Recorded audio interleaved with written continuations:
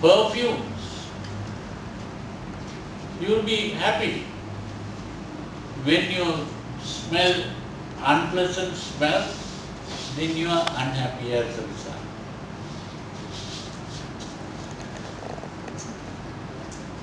Then you can taste pleasant taste, you can taste unpleasant taste. Pleasant taste make you happy, unpleasant taste make you unhappy.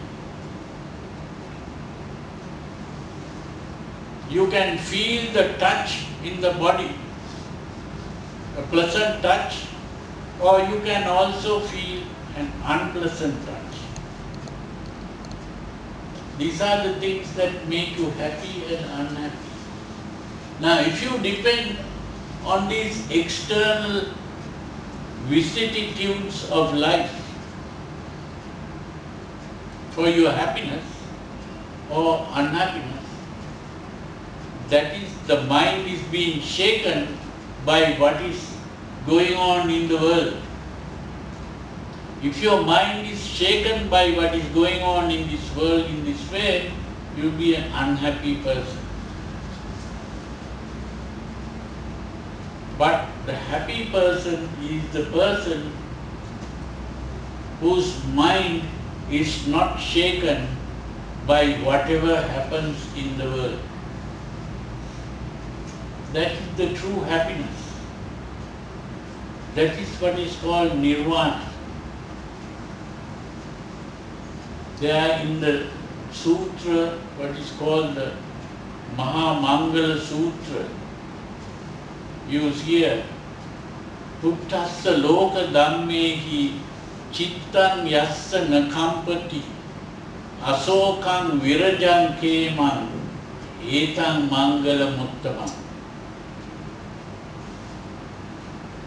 Puttassa loka dhammehi means in these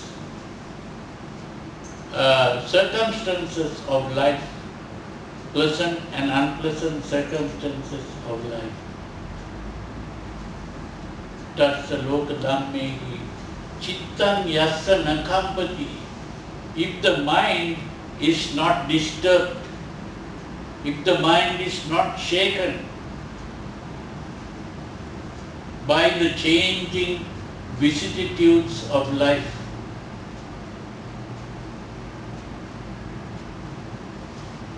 asokang virajang kema, free from sorrows,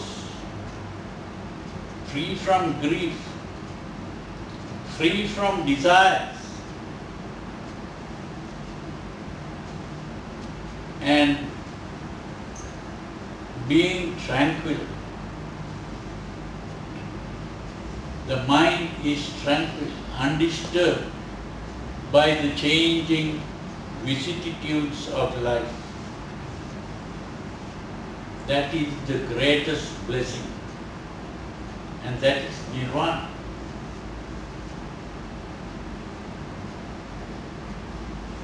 That is the third way that the Buddha pointed out. The two extremes, going after sensual pleasures or being carried away by our emotions, or trying to suppress the emotions and control the emotions, doesn't work. That is not what you have to do, but to learn to relax the body and calm the mind. That relaxation of the body and calming the mind, that is the teaching of the Buddha. Today the Buddhists have forgotten this. The real teaching of the Buddha is to relax the body and calm the mind.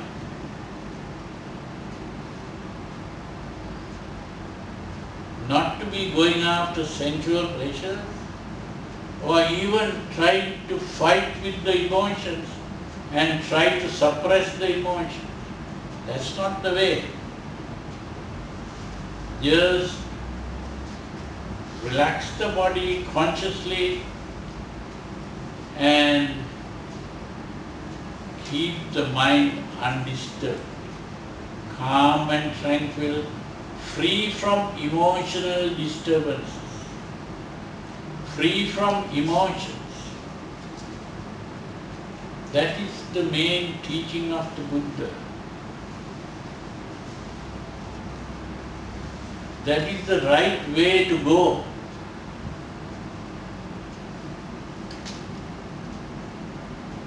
Now that you have to ask yourself, where am I going? Am I going in the right direction or am I going in the wrong direction? Am I just like the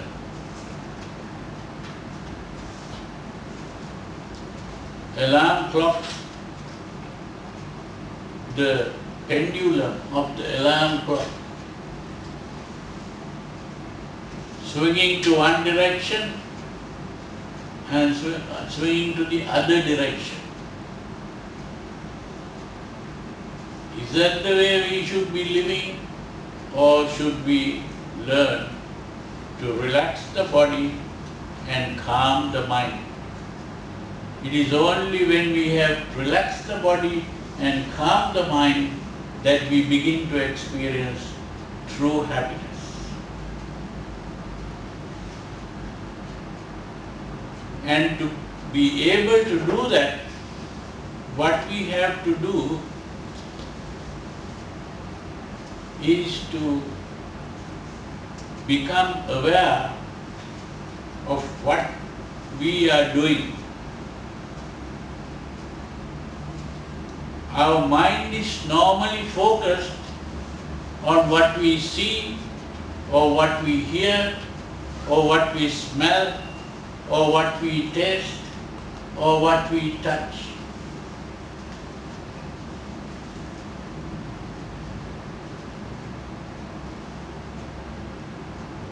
But what we have to do, the Buddha points out, if we go on looking at what we see, hear, smell, taste, touch, we'll be without our knowledge reacting to what we see. If it is pleasant, we react with a desire. If it is unpleasant, we react with a hatred. And if we begin to react in this way, we'll be carried away by our emotions. Now, instead of doing that, what we should be doing is to focus our attention not on the object that we see or hear or smell or taste or touch. We should look at the reaction and to find out whether the reaction is good or bad. And the moment we look at the reaction stops. Why? Because the reaction occurs unconsciously.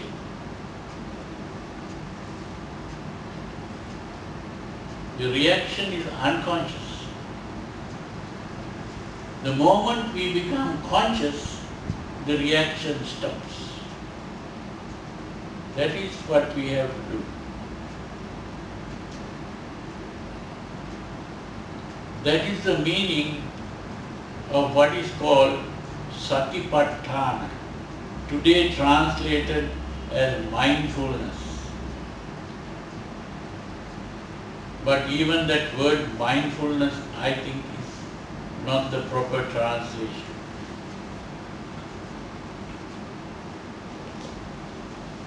Satipatthana is what I call introversion of attention. Instead of focusing on the object, we begin to focus on the reality.